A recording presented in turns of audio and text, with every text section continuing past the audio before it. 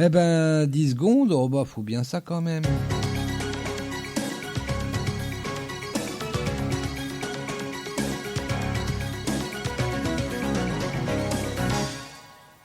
Ah, Aïe. hein? Aïe. Quoi, aïe? T'as mal? Aïe! Je répète la question pour me dire des choses qui sont dans les éléments de réponse. Nous ne faisons plus partie du monde parce que nous l'avons décidé. Jésus nous a choisis. Le monde ne nous plaisait plus. Alors, parce que Jésus nous a choisis. Ah ben voilà. Attends. Oui, sinon, c'est resté sur le verset. En plus que j'ai dit que ça reflétait un petit peu la question précédente. Hein.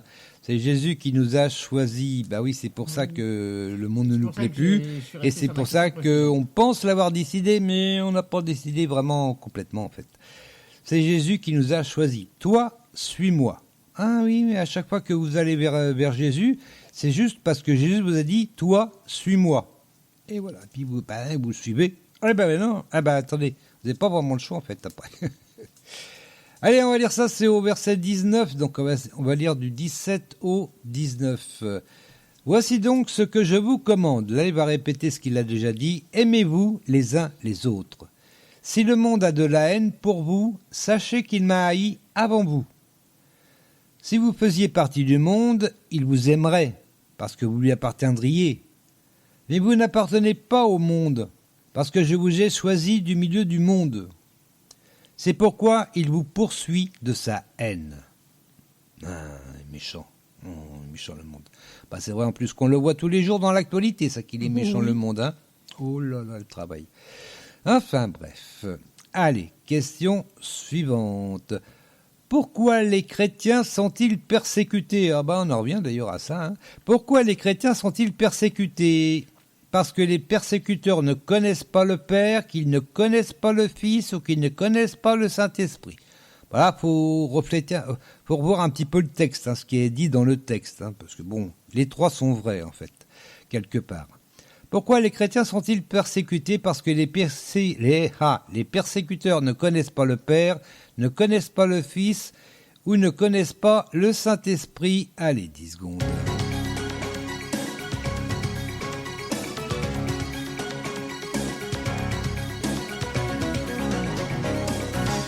Le Père.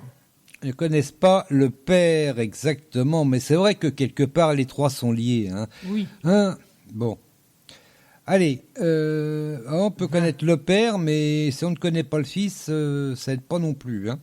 Quant au Saint-Esprit, alors là. Hein. Mais bon. Alors, j'en suis où? Je sais 20. plus. J'ai tout fermé, moi. Oh, bah, là, autre chose. 20. 20. Ah, moi j'ai 21, mais bon, ça doit être dans la zone. Donc, on va commencer au 20 jusqu'au 21. J'ai retrouvé ma page. Souvenez-vous ce que je vous ai déjà dit. Le serviteur n'est jamais supérieur à son maître. On l'a vu, je crois que c'était la semaine dernière, ça, hein, avec le lavage des pieds. S'ils m'ont persécuté, ils vous persécuteront vous aussi. S'ils ont gardé mes paroles, ils garderont aussi les vôtres. Mais c'est à cause de moi qu'ils agiront ainsi, parce qu'ils ne connaissent pas celui qui m'a envoyé, donc le Père, bien sûr. À la question suivante. C'est la dernière, dis donc, Martinette, on a été vite. Ah oui. Qui est le défenseur? Qui est le défenseur? Le Père, le Fils ou le Saint-Esprit? Non, pas fou. Qui est le défenseur? Le Père, le Fils ou le Saint-Esprit? 10 secondes.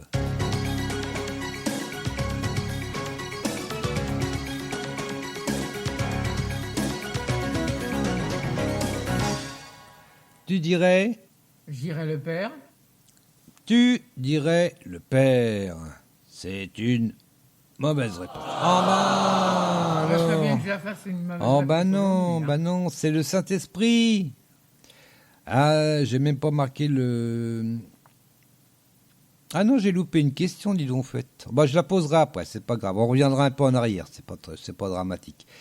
Alors donc, oui, le défenseur, c'est le Saint-Esprit. Alors, par contre, j'ai pas regardé le numéro du verset. Oui, c'est au verset 26. Quand le défenseur sera venu, celui que je vous enverrai d'auprès du Père, l'Esprit de vérité qui vient du Père, il rendra lui-même témoignage de moi. Voilà, je vais le relire parce que j'ai mal lu. Quand le défenseur sera venu, celui que je vous enverrai d'auprès du Père, virgule, l'Esprit de vérité qui vient du Père, il rendra témoignage de moi. Et vous, à votre tour, vous serez mes témoins, car depuis le commencement, vous avez été à mes côtés. Voilà. Alors, on va avoir la question que j'ai loupée, donc c'était la 10e question en fait. Les gens haïssent Jésus avec raison, sans raison, ou parce que c'était la mode? Les gens haïssent Jésus avec raison, sans raison, ou parce que c'était la mode.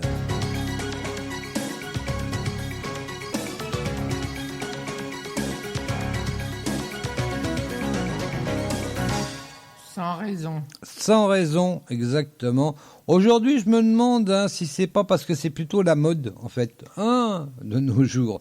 En tout cas, c'est souvent en tout cas une idéologie. Je ne dirais pas le côté gauche. Non, je l'ai pas dit. Je t'ai pas dit. Non. T'as rien dit. C'est une idéologie donc qui n'est pas du côté gauche. On va dire comme ça, qui fait que on ne doit pas croire en Dieu. En fait, c'est ça le problème. On nous dit, il ne faut pas croire en Dieu. Dieu n'existe pas. Bon, mettons ça. Et puis, heureusement, la Bible nous dit le contraire. Heureusement.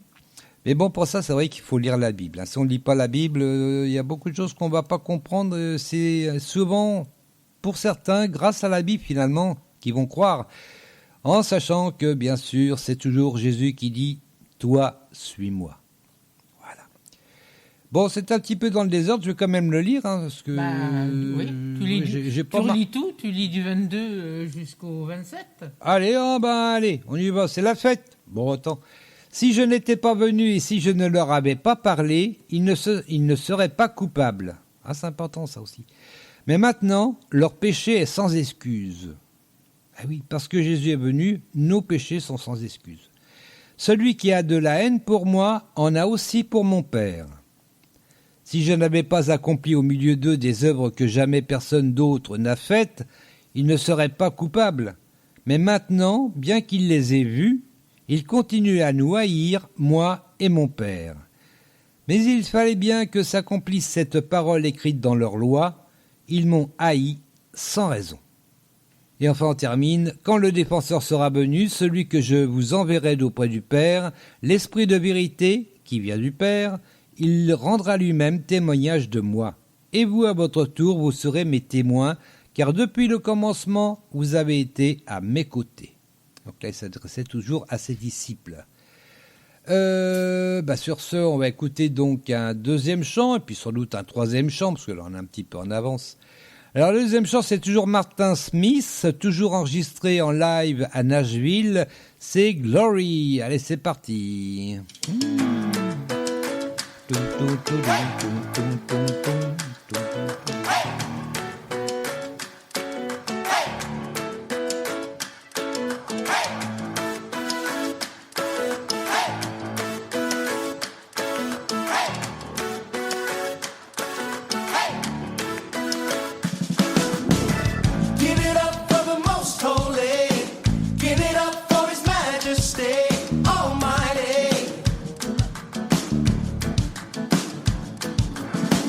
For the one who is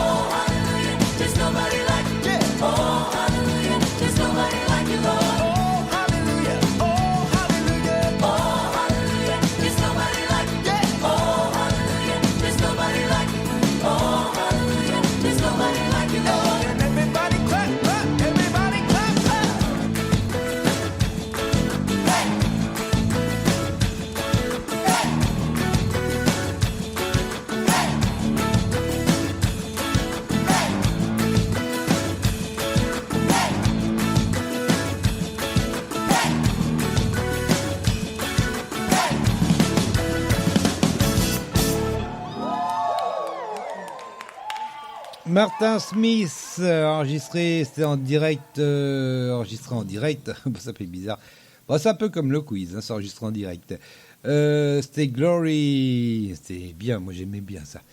On va aller voir la question du potreau de l'Éternel, hein, Martinette. Oui. On va voir si tu as eu bon. Alors, potreau de l'Éternel nous a posé cette question.